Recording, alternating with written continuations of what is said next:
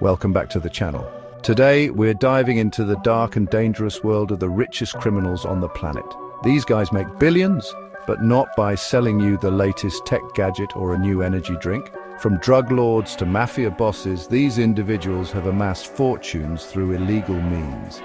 Get ready to be shocked by their audacity, their ruthlessness, and the sheer amount of money they've managed to accumulate.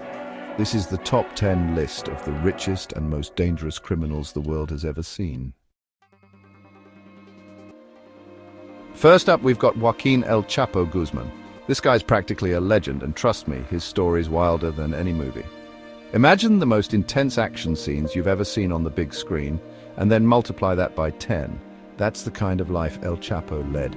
El Chapo wasn't born with a silver spoon. He started from the bottom, working in the drug trade in Mexico, but he had ambition, drive that could put a Fortune 500 CEO to shame. Growing up in an impoverished Mexican town, he saw the harsh realities of life early on. This fueled his determination to rise above his circumstances. He rose through the ranks of the Sinaloa cartel, eventually becoming the head honcho.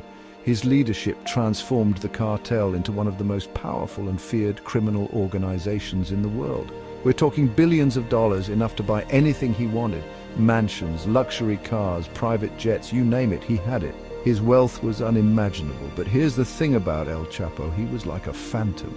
Despite his notoriety, he managed to stay elusive, always one step ahead of the authorities. He got caught, sure, thrown in some of Mexico's toughest prisons.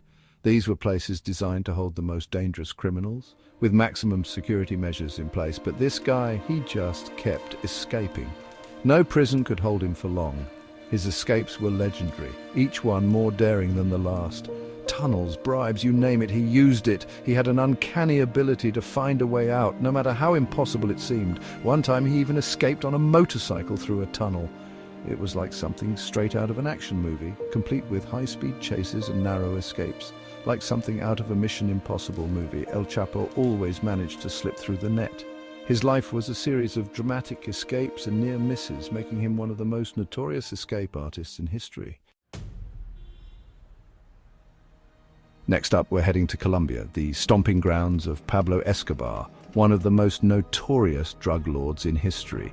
This guy was basically the king of cocaine in the 80s, dominating the global drug trade with an iron fist. He turned the Medellin cartel into a multi-billion-dollar empire, flooding the streets with drugs and leaving a trail of violence in his wake. His operations were so vast and intricate that they reached every corner of the globe. We're talking about someone who was so rich, he had to spend $2,500 a month just on rubber bands to hold his stacks of cash. His wealth was almost unimaginable, with money hidden in fields, warehouses, and even buried underground. But Escobar wasn't just about money. He wanted power, influence. He bribed politicians, controlled law enforcement, and even had a hand in the country's politics. He even bombed a plane just to take out a rival. His methods were extreme and showed just how far he was willing to go to maintain his grip on power. The guy was ruthless, but he also had a strange Robin Hood complex, building schools and hospitals in poor neighborhoods. He used his wealth to gain the loyalty and support of the local population. It was all part of his plan to control everything and everyone around him. Escobar's life was a mix of extreme violence and calculated generosity, making him a complex and contradictory figure in history. Now, let's talk about Dawood Ibrahim, the mastermind behind India's most notorious organized crime syndicate, D Company. This guy's like a ghost, always one step ahead of the law, and his rap sheet is longer than my arm. We're talking about everything from extortion to drug trafficking to terrorism. He's been linked to some of the most audacious crimes in India, including the 1993 Bombay bombings that killed hundreds of innocent people. And get this, he's been on the run for decades, hiding out in Pakistan, according to some reports. The guy's got an estimated net worth in the billions, making him one of the most powerful and elusive criminals on the planet. Chapter 4. Al Capone the Scarface. Let's rewind the clock and head back to the Prohibition era in America, a time when the sale, production, and transportation of alcohol were banned nationwide. This is where Al Capone, aka Scarface, made his name.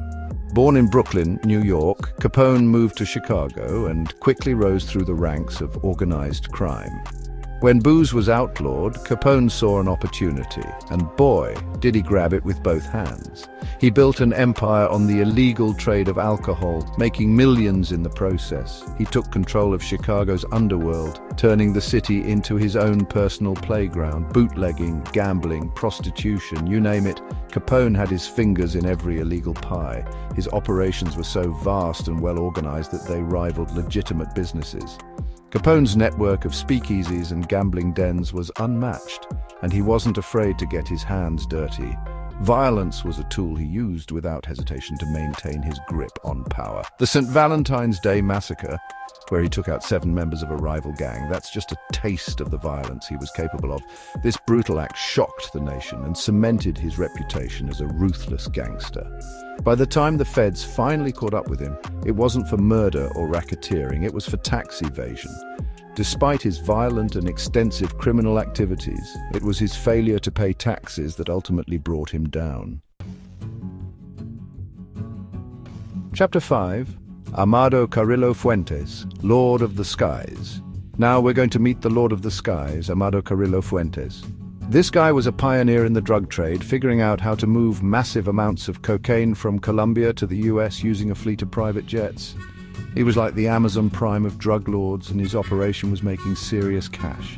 We're talking about billions of dollars, enough to make even the greediest Wall Street banker jealous. But Carrillo Fuentes wasn't just smart, he was ruthless too. He eliminated his rivals with brutal efficiency, making sure he stayed at the top of the game. Chapter 6. Semyon Mogilevich, the Brainy Don. Ever heard of Semyon Mogilevich? They call him the Brainy Don, and for good reason. This guy's like the chess grandmaster of organized crime. He's wanted by the FBI for a whole list of charges, including racketeering, fraud, and money laundering, and he's got ties to everyone from Russian mobsters to corrupt politicians. What sets Mogilevich apart is his brains. He's got an economics degree, and he used that knowledge to build a criminal empire that spanned multiple continents. We're talking about a guy who could move millions of dollars with a few phone calls, and he always seemed to be one step ahead of the law.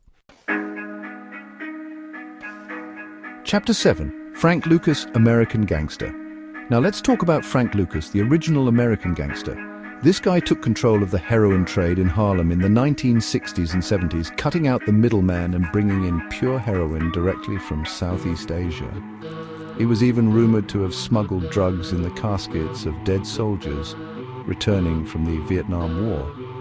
Lucas was living the high life, driving around in a $100,000 car and wearing a $100,000 chinchilla coat. But his empire crumbled when he was busted by the DEA, and he spent years behind bars. Chapter 8. Griselda Blanco, the Black Widow. Get ready for Griselda Blanco, the Black Widow of the Miami drug trade. This woman was as ruthless as they come, and she wasn't afraid to use violence to get what she wanted. She was a key player in the cocaine wars that ripped through Miami in the 70s and 80s, and she was linked to countless murders. They say she ordered hits on her own husbands, which is where she got the nickname Black Widow. Blanco was a true pioneer in the drug trade, and she amassed a fortune before she was finally gunned down in Colombia in 2012. Chapter 9. Meyer Lansky, the mob's accountant. You might not know Meyer Lansky's face, but you've definitely seen his influence in movies and TV shows. This guy was the brains behind the American Mafia's financial operations. He was a mathematical genius, and he used his skills to launder money, fix casinos, and build a criminal empire that stretched across the globe. Lansky was so good at what he did that he was never convicted of a major crime. He died a free man in 1983, but his legacy as the mob's accountant lives on. Chapter 10. Carlos Leder, Cocaine Cowboy. Last, but not least, we've got Carlos Leder, one of the co-founders of the notorious Medellin cartel. This guy was instrumental in turning the cartel into a multi-billion-dollar cocaine empire. He had his own private island in the Bahamas, where he threw lavish parties and rubbed shoulders with celebrities and politicians. Leder was known for his flamboyant lifestyle and his love of John Lennon, even naming his son after the Beatles legend. But his reign of terror came to an end when he was extradited to the United States and sentenced to life in prison. Outro, like and subscribe. Thanks for watching. If you enjoyed this video, make sure to hit the like button and subscribe for more content like this. We dove into the dark side of wealth and power, exploring the lives of criminals who amassed fortunes through illegal means. These stories are a reminder that the pursuit of wealth can lead down dangerous paths, and that even the most powerful criminals can't escape justice forever. Let us know in the comments which criminal story shocked you the most.